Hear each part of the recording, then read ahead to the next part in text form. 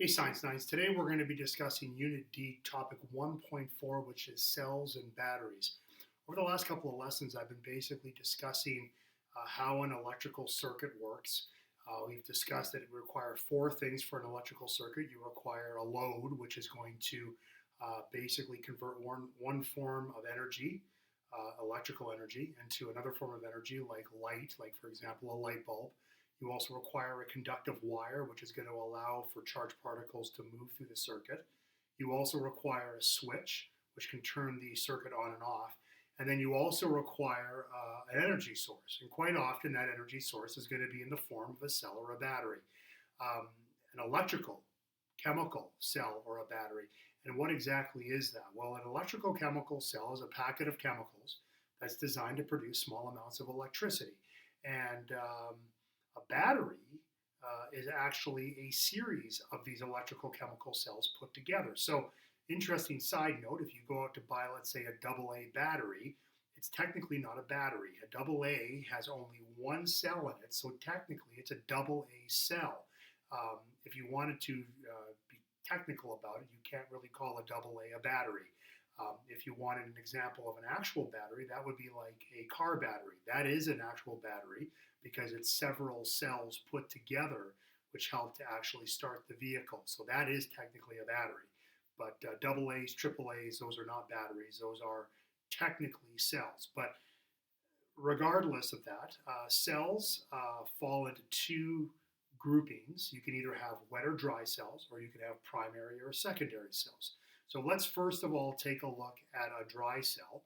A dry cell, like all cells, has two components that are common to all of them, and we'll discuss those first. So first of all, you have electrodes and you have an electrolyte. So we'll start with the electrodes. Electrodes there are two electrodes in any battery. There is a positive electrode known as a cathode, and there is a negative electrode which is known as an anode. Um, the cathode is going to attract electrons that are flowing from the negative anode, and that's what's going to create your, your current of charged particles, which is going to essentially create the electrical flow through the actual circuit. So in this diagram here, our cathode is in the middle of the battery. It's a kind of a tube or a metallic tube that runs inside of a battery, like a C or a D battery, even a double A or a triple A. And then it's basically going to be the source of where the electrons are moving to. On the outside, just inside the outer case, there is going to be the anode, which is in green here in the diagram. It's going to be the source of the actual electrodes as they leave the battery and then enter into the circuit. And then in between them is the other part of the battery, which is called an electrolyte. Now, in the case of a dry cell has an electrolyte that is actually a solid. It's like a paste. And what an electrolyte is essentially is it basically chemically reacts with the electrodes to generate and create ions, and these ions in turn create electrons, which are then going to move toward the anode and then will move out of the battery and into the circuit. So that's what the electrolyte does.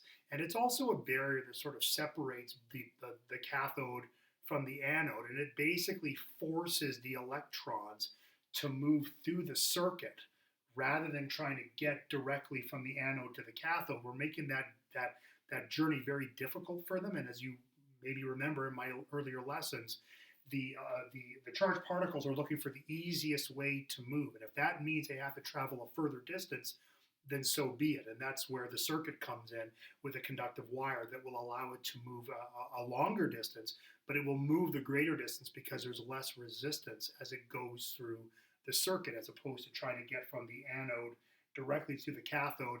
The electrolyte is sort of creating almost like a barrier between them. So it's forcing the electrons to go the way we want them to go to actually then power the load, which would be in the circuit.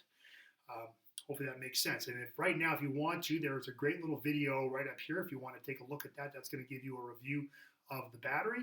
And if not, you can keep on watching right about now as I and before I do that, by the way, I should also indicate that in the notes, right over here in the notes, there's a great little slide there that it's a little tough to see right now because it's very small on the screen there, but it's got some great diagrams of the batteries, some very nicely drawn diagrams that you can look at, and it might help you kind of figure out this a little bit better than maybe my sloppy drawing here on the whiteboard, but just so you know about that as well. All right, so those are dry cells. Let's take a look at a wet cell now. Now the wet cell is basically going to have the same components of the dry cell. It's going to have two electrodes. It's going to have a cathode and an anode, and it's also going to have an electrolyte. But in this case, the difference between a dry and a wet cell is the fact that the electrolyte is actually a liquid. It's not a solid, it's not a paste, it's an actual liquid. Now, in the case of the most common wet cell that we think of in our day-to-day lives, a car battery, that electrolyte, in the case of a car battery, quite often is an acid. We have a very strong acid in car batteries that basically functions to react with the cathode and the anode to generate the electrons that we need to then run through the circuit. And the same thing happens just like it does in a dry cell. The electrons are created at the anode.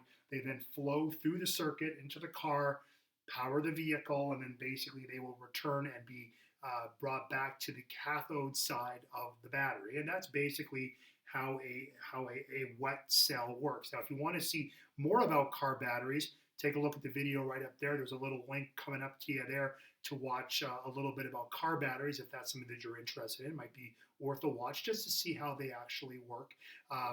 But what I'd like to do right now would be to finish up our discussion on cells by not discussing, I guess, well, we've discussed now the differences between wet and dry cells. What I'd like to do now is discuss the other two types of cells that are considered what are called primary and secondary cells. Primary and secondary cells can be either wet or dry. So you can have a primary wet or a primary dry or a secondary wet or a secondary dry cell. But what separates a primary from a secondary cell, very easy. Primary cells are not rechargeable. Secondary cells are. And that's really all you need to know is that the fact that if you have a rechargeable battery or a rechargeable cell, technically it's considered to be a secondary cell.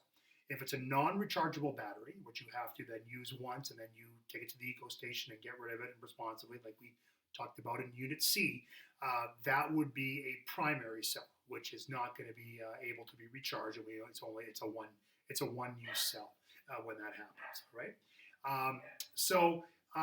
And then to finish up the topic, I'd like to discuss a little bit about I guess the guys who actually came up with all of this, and we discussed a little bit about them on the last, actually on 1.2 I discussed a gentleman by the name of Volta who came up with the first battery.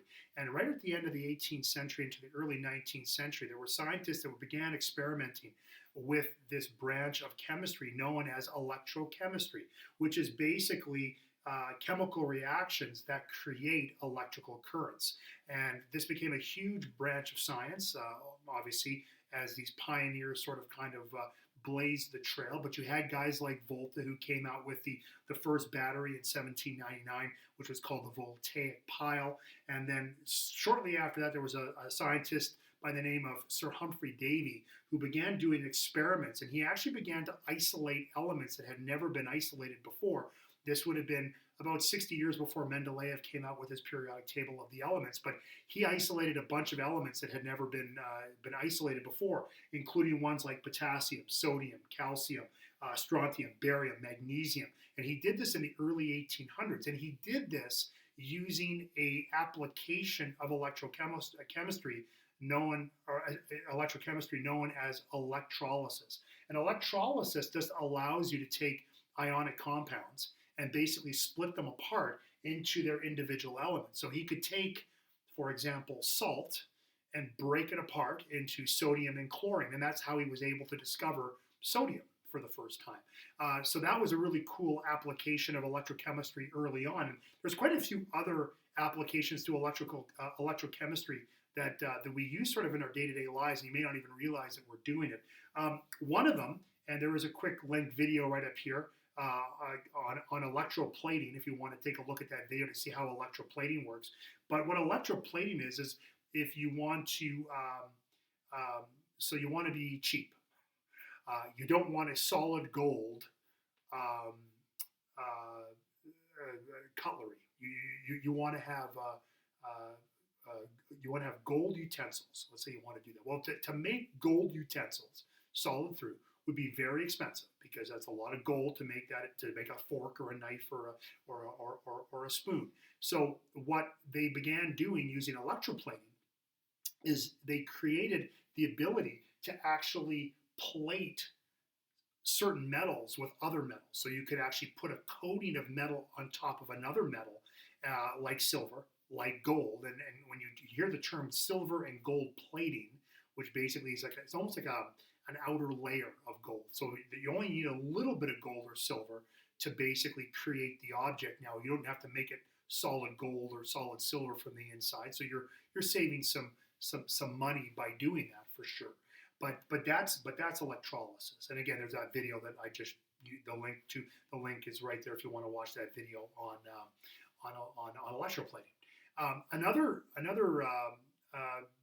application of electrochemistry is anodizing, and that is something that you're probably very familiar with because if you've got an iPhone or an iPod or any kind of a smartphone, all of them pretty much now are using some form of this to basically strengthen their outer casing. So there's a very strong lightweight aluminum that is used to construct these phones. Like I mean, here's my phone right here. Like if I were to show you the actual casing, here's the metal casing that's on that phone right here. That is a form of anodized aluminum. And the process is designed that you can take an element, and aluminum, let's be honest, if you know, when you think about aluminum, you think of aluminum foil, it's very malleable, it's not the strongest of metals, but you can use this process which actually makes the metal stronger. So you're using electricity to actually strengthen an element like aluminum, which is a very lightweight metal, but now you're making it stronger because you're using that application with electrochemistry. And then the final method of our application of electrochemistry that I'd like to discuss today before we wrap things up is electrorefining.